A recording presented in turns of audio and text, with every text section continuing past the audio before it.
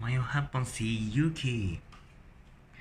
Mutudolo ko og hinapon ninyo karon. Okay, let's get started. What does JLPT Japanese Language Proficiency Test N5 sounds like? By Binisayani Yuki. Let's go. 冒頭、日本語能力試験。これから N5 の懲戒試験を始めます。Pasi una pag-slay sa abilidad sa hinapon. Pagpaminaw and 5. Atong pag-asugtan ang pag-slay sa pagpaminaw and 5. Ping-pong, ding-dong. 1番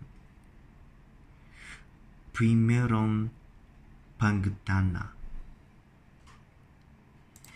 状況、靴下の店で女の人と店の人が話しています。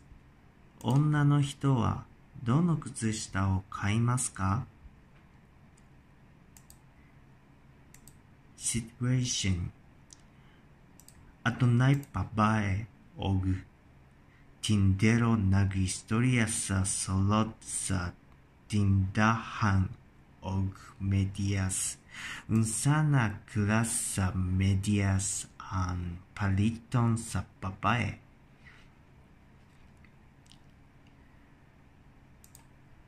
Onna no hito, kodomo no kutsushita arimasu ka? Hai. 長いのですか？短いのですか？長いのです。店の人。果物の絵と動物の絵があります。どちらがいいですか？そうですね。動物のをください。女の人はどの靴下を買いますか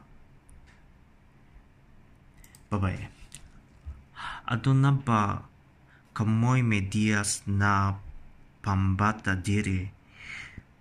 O unsa na klas sa medyas imong ganahan? Taas na medyas o mubo na medyas? Taas.